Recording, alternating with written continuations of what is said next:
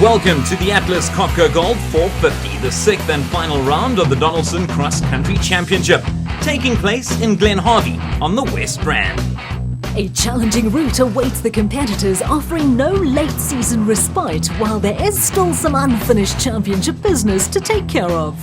In the production vehicle standings, Leroy Poulter and Rob Howie wrapped up the overall and Premier Class T titles last time out in Vryburg, while third place overall and the Class S title are still up for the taking.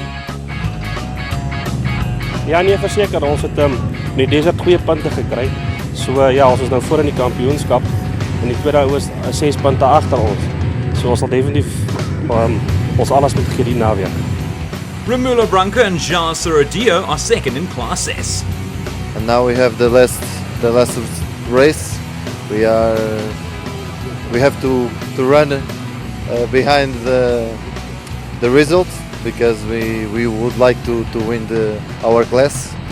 Let's see what happened this weekend. I've had 10 minutes in total in one of these cars, and I tried to navigate with Terence in the car and got dismally lost in the book. I mean, obviously it was just a test run, so it was fine. So I must say I'm a little bit nervous because I really want to get it right. I want to do as best as I can, but I'm excited. I am so excited to experience something that, you know, nobody really gets to do, one of us mere mortals. You know, if you're not in this world, you don't get to experience this. So I am so excited.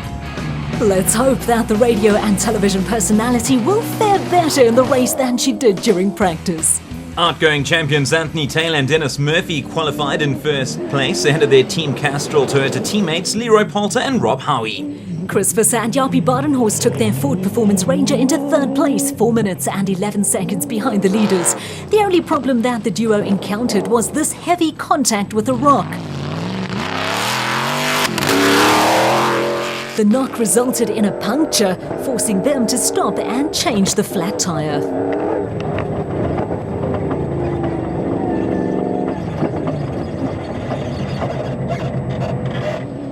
Gareth Woolridge and Boyd Dreyer were having another outstanding drive as they qualified in fourth place in the NWM Ford Ranger.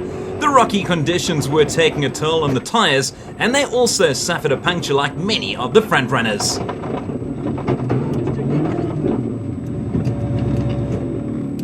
Lance Woolridge alongside co-driver Ward Huxtable qualified in fifth, only 38 seconds behind his younger brother. Johan van Staden and Mike Lawrenson, who are still in with an outside chance of taking third overall in the production vehicle standings, qualified in sixth place ahead of Dion Venter and Jaco van Aert, the first of the Class S brigade.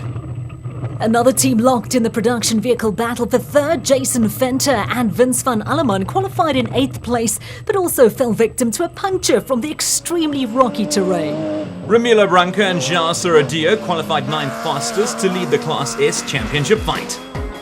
Taking a look at the final qualifying results, just 1 minute and 32 seconds separate the Team Castrol Toyota teammates, followed by Visser and Badenhorst in the first of a trio of Ford Rangers. In the special vehicle category, Evan Hutchison and Donnie Stassen wrapped up the overall and Class A championships with a round to spare. Mark Corbett and John Moore were confirmed as championship runners-up ahead of Lance Strathui and Jeff Minott after both teams withdrew from the final race of the season. Atlas Copco are sponsoring this event for the third time. We are very excited. I think this is the 6th year that we are sponsoring an event. The third time this event. Very exciting for us because not only is it at our home base, but it's also on the grounds of one of our customers. We are synonymous with mining since the early 1900s. So what a better place to have this. We welcome a few new faces to the series. I've seen how good the Donaldson Cross Country Championship is, and I was very interested to come and have a look for myself. Cross country racing in Australia is sort of died off a little bit just recently, and to come up here and experience this is something I've looked forward to for a long time. National Rally Navigators champion Alpine Kutsia. It's a lot of looking and not a lot of calling as we do it in rallying. So in rallying every corner is called and you kind of know what's coming up, but this is kind of blind, so I'm looking forward to it. Another newcomer joins Class P. Ons het die kar nou vir 2 weke, so nie baie tyd gehad nie. Ons het gister dan 'n bietjie die laaste suspension upgrades gedoen en settings gedoen, so die kar is regtig baie beter as wat hy was. Ons is vol vertroue dat hy lekker sal loop. Qualifying was always going to be important because getting out ahead of the field in the dry and dusty conditions would be key. Sorrel van Biljon and Philip Hasselman gave the event sponsors a boost when they qualified in first place in the Atlas Copco Bet ahead of Evan Hutchison and Rodney Burke. Regular co-driver Donnie Stassen became a father to a daughter during the week, so Burke is standing in. Jimmy Zahos and Zahir Bodhania have been inconsistent this season, but when they get it right, it works. The pair qualified third fastest. With Century Racing withdrawing from the competition due to Dakar Rally preparations, John Thompson and Maurice Merton were guaranteed the Class P championship. Another solid performance from Lawrence and Corinne Boyson saw them qualify their Structor Bat Venom in 5th place. Andrew Macanetti and Ntaato Barang were 6th fastest overall and 2nd in Class P, claiming bragging rights ahead of brother Keith Macanetti. Keith's co-driver Greg Godrich is making his cross-country racing debut. Guy Henley and Martin Hermida qualified in 8th spot in one of the new Century Racing CRTs. Leroy Poulter's rally co-driver Alvin Kutsia is partnering Dave McShane, the 2014 Australasian Safari winner in the 2nd Motorite Bat Viper. In the final qualifying results for the special vehicle category, Van Biljon and Hasselman took top spot, followed by newly crowned champion Evan Hutchison and stand-in co-driver Rodney Burke. Zahos and Bodhania rounded off the top 3. The grueling 103-kilometre qualifying race put the teams and their vehicles through their paces, and while some got away unscathed, others were in for a long night in the pits. Yeah, I must say, I think there was the roughest qualifying we had this year. Yeah, the route was very, very rough. We went very well up to a stage we had a puncture, unfortunately, and every time before each race I checked the jacks for myself, and I didn't do it now, and the jack didn't work. Even though it was rough, Sorrel van Biljon enjoyed a great day out in the Atlas Copco Bat. Ja nee, ons het dit geniet. Ons hard weer daar buite, baie klippe en alles. Maar ons het die kar in die pad gehou en ons kan nie klaar nie. Ek weet ek het nie verwag om Paul op die specials weg te trek nie. Maar ja, ons het dit geniet vandag. Will Van Biljon and Hasselman be able to hold on to first place and secure their best finish of the season? The next day, the teams were up bright and early, and as they were greeted by a beautiful sunrise, some of the contestants were looking cool as ever, while their crews put the finishing touches to their vehicles in preparation for another tough and challenging day's racing. Recapping the starting order, Taylor and Murphy will lead the field out ahead of their teammates Poulter and Howie, while Van Biljon and Hasselman start in top spot in the special vehicle category ahead of the new champion in the Motorite Bat Viper. And they're off. Will the outgoing champions be able to end their season off with a victory, or will the new title holders claim the win once again? One thing's for sure, Taylor and Murphy won't be taking it easy just because it's the final race of the year. The same has to be said for the second Team Castrol Toyota Hilux of Poulter and Howie, who are already making up ground on their teammates. As we now go on board with the newly crowned champions, you can tell just how brilliantly the pair work together in the vehicle, as they hardly put a foot wrong.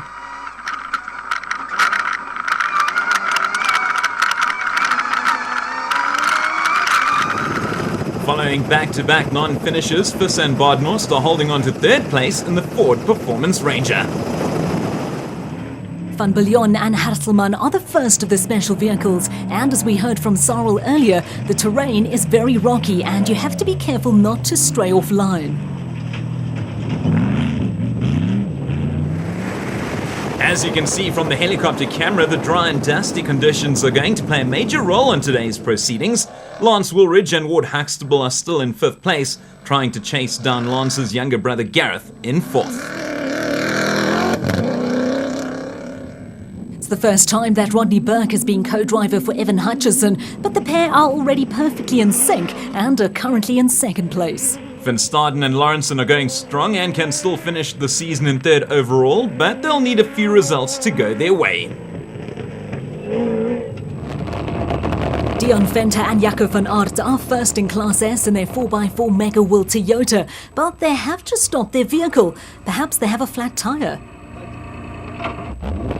No, it looks like the pair have decided to pull over for their quicker Class T teammates, Jason Venter and Vince van Alleman, who are locked in that battle for third place overall in the production vehicle category. Marius and Yolinda Ferrari are now in second place in Class S in their PHB Toyota Hilux. We go on board with Christian Deploy and Henk Janssen van Vieren as the pair are battling their way through the field after dismal qualifying. The RFS Motorsport VW Amarok suffered brake problems and 2 flat tyres, which cost them valuable time. Things are going much better though on race day as Deploy finally gets past Thompson and Zamatin in this tight section of the track.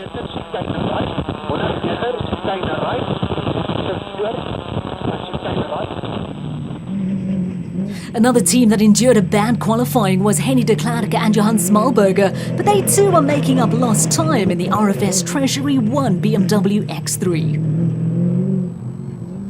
Johan and Vanna Horn also had a qualifying to forget, but the pair are making up positions as they continue to fight for third place in the championship. The Boysons are now in 4th place in Class A after Zaos and Bodania failed to make the start today. The duo sportingly move over for Branco and Serradio in the Regent Racing Nissan Navara. The Structor Bat Venom is now approaching a road crossing. But the pair are pulling over. Is this the end of the race for the Boysons? John Persas and Murray Hines are slowly coming to grips with the challenging South African terrain and are having a great event so far in their Ford Ranger. On board, and the Australians are backing off ever so slightly. But it's only to let Andrew Makanete and Ntaote Bering pass them. And not much later, Keith Makanete comes flying by in hot pursuit of his brother. Guy Henley and Martin Hermida are currently 3rd in Class P and are loving their first outing in the new Century Racing CRT. Dave McShane had such a great time in qualifying that he is contemplating a full season in the Donaldson Series next year. Taylor and Murphy are still leading the way in the production vehicle category at the 80-kilometre mark, followed by Poulter and Howie, while Visser and Badenhorst round off the top 3. In the special vehicle category, Van Bullion and Hasselman are in first place ahead of Hutchison and Burke, while Thompson and Zamatin lie third, producing another spectacular performance. One of the Team Castrol Toyota Hiluxes approaches the section with some caution before flooring it through the water and mud. But wait, it's Poulter and Howie. They are now in the lead. What has happened to Taylor and Murphy? Well, something drastic must have happened because Woolridge and Dreyer now find themselves in second place, leading the Ford Assault. Van Bullion and Hasselman arrive at this section of the course with extreme care, but they don't want to take it too slowly as they might get stuck. But the Atlas Copco Bat makes it through this tricky section safely. On board with the Ford Performance Ranger of Visser and Badenhorst, Taylor and Murphy are up ahead of them, but the Team Castrol Toyota Hilux doesn't put up too much of a fight. There must be something wrong with their vehicle. Will they make it to DSP? Woolridge and Huxtable are absolutely flying and they blast their way through this part of the course. The Ford Performance Ranger slides sideways, but it still powers on. Hutchison and Burke enjoyed a fairly clean run during qualifying, but they aren't going to be as lucky during the race as the Motorrad Racing Bat Viper is forced to pull over because of a flat tyre. Another consistent drive from Van Staden and Lawrenson sees them on course to score points in every round this season. On board with Venter and Van Alleman, and you can see just how rough and rocky the course really is, the terrain takes its toll on the 4x4 Mega World Toyota as they are forced to pull over to change a flat tyre. Even though they might be out of the championship race, Venter and Van Aert are having the best race of their season and are first in Class S. After starting in 13th place overall, Du Plooy and Janse van Vuuren have fought their way up into 10th. With so much dust to contend with, it was always going to be a tough ask to make up positions. It was a challenging route with lots of rocks, according to de Klerk and Smallberger, but their RFS Treasury 1 BMW X3 was handling brilliantly. Johan and Van der Horn are putting the pedal to the metal as they attempt to chase down Venter and Van Alleman and hold on to 3rd place overall in the production vehicle category.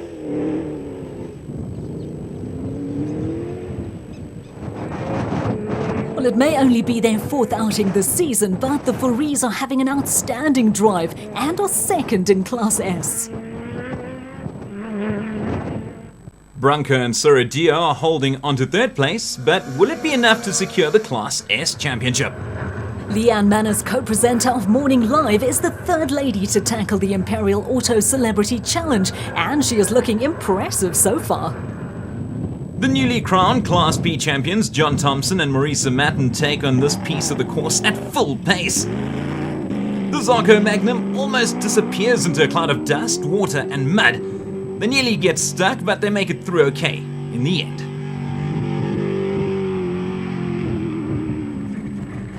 Pershaus and Hines haven't allowed the Macanetti brothers to get away from them, but the Australians made a small mistake as they narrowly missed the turn.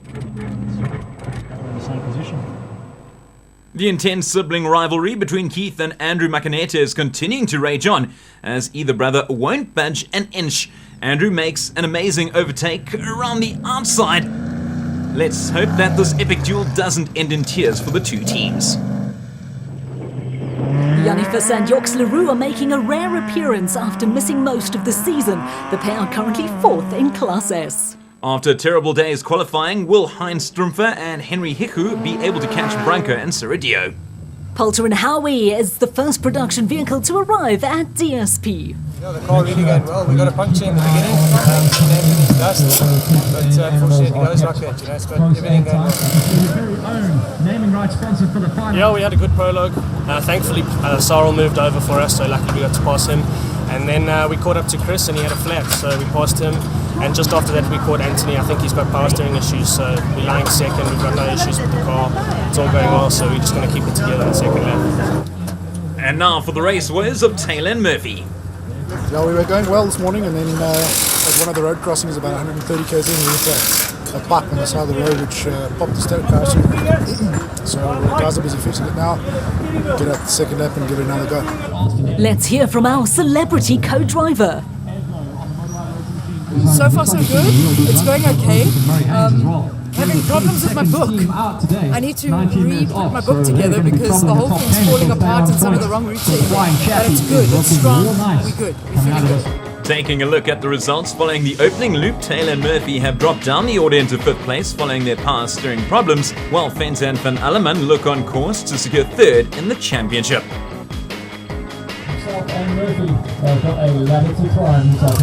It's a rough and tough. Lots of rocks. You have to stay on the track. It's like locusts waiting for us everywhere. But it's a nice combination of technical sections and nice open sections where we can stretch the legs. We're keeping our rhythm. We had a bit of an electrical problem that showed a gearbox hot oil temperature. We went through that, it's gone, so now we just want to keep our rhythm and try and stay out of trouble for the 2nd loop, now that we know where the road is going. It's become a real race of attrition in the special vehicle category. The Boysons were forced to retire from the race due to an overheating engine, while both Macanetti brothers became victims of the treacherous conditions. Poulter and Howie are back on the road following the compulsory 20-minute stop at the designated service point. The Team Castrol Toyota pair are being kept honest by rookie driver Gareth Wilridge alongside his co-driver Boyd Dreyer, who are absolutely flying. With speeds in excess of 160 k's an hour on the dirt, our helicopters barely keeping up with Visser and Badenhorst. Luckily for Taylor and Murphy, the team managed to fix their power steering at DSP, and the Team Castrol Toyota Hilux is now chasing down the 2 Ford Rangers ahead of them.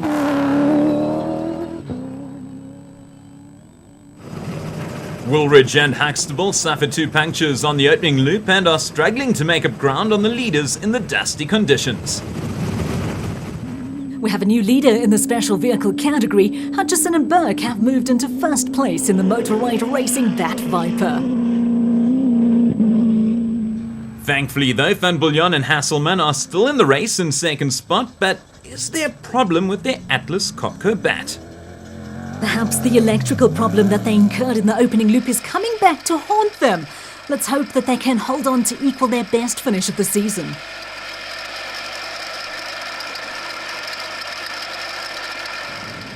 Van Staden and Lawrenson are in 6th place, and apart from champions Poult and Howie, the Regent Racing duo are the only other team to have finished every race so far. The end-of-season battle for 3rd place in the production vehicle category is going down to the wire. Who will be the team that will secure the privateer bragging rights for 2015?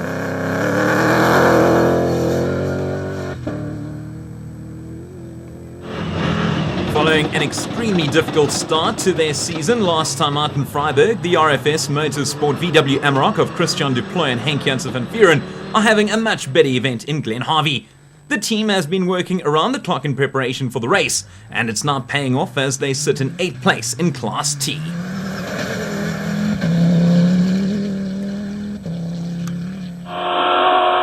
De Klerk and Smallberger are still fighting their way through the field, and Smallberger makes a brilliant navigation decision, which allows the RFS Treasury 1 BMW X3 to get past another opponent.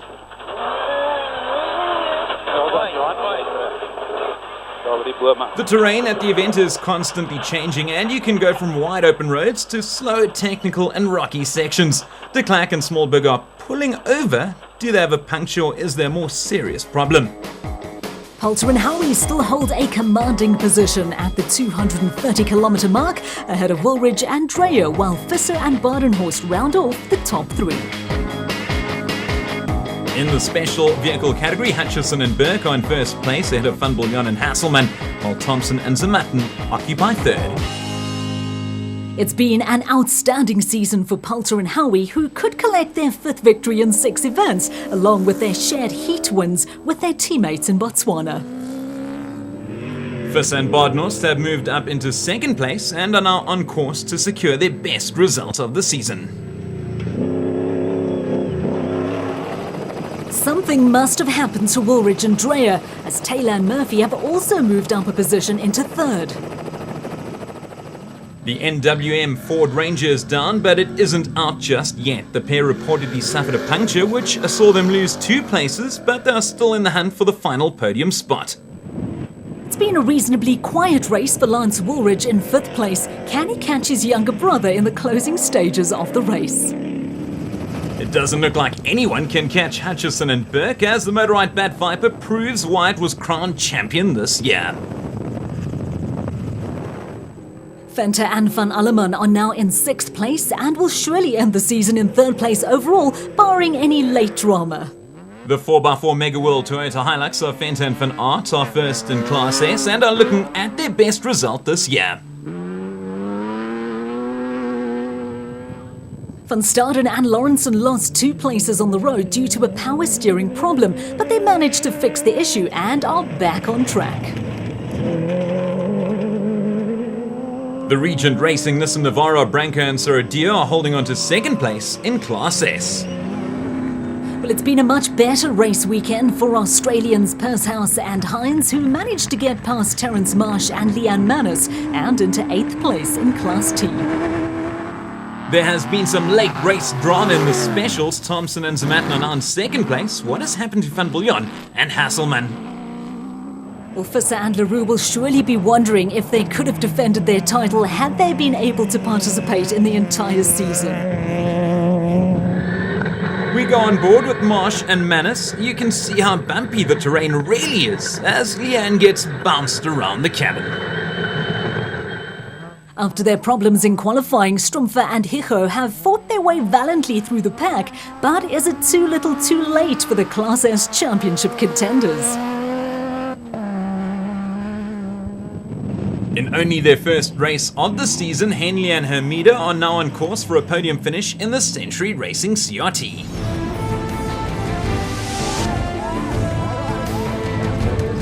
But the day and the season belonged to Leroy Poulter and Rob Howie, who took the checkered flag. Visser and Badenhorst secured their best result of the season, while Taylor and Murphy rounded off the podium. In the end, 9th place was enough for Romulo Bronco and Joao Serodio to claim the Class S Championship title ahead of Strumpfer and Hijo. Today also, it proved the car again was been excellent all year.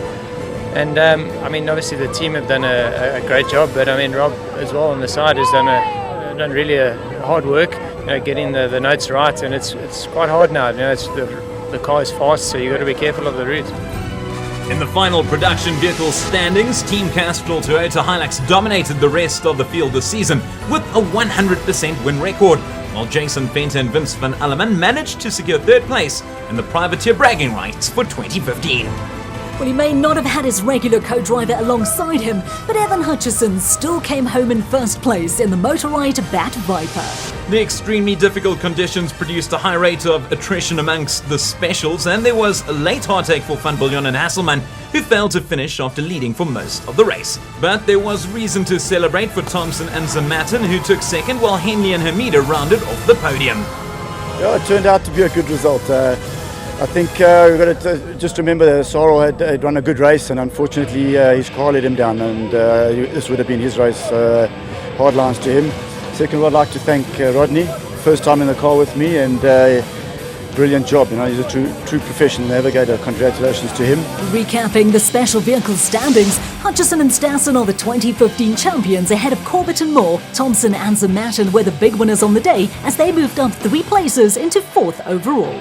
Make sure you don't miss a minute of next year's Donaldson Cross Country Championship. See you then. The Donaldson Filtration Systems, a market leader in filtration solutions for the past 100 years.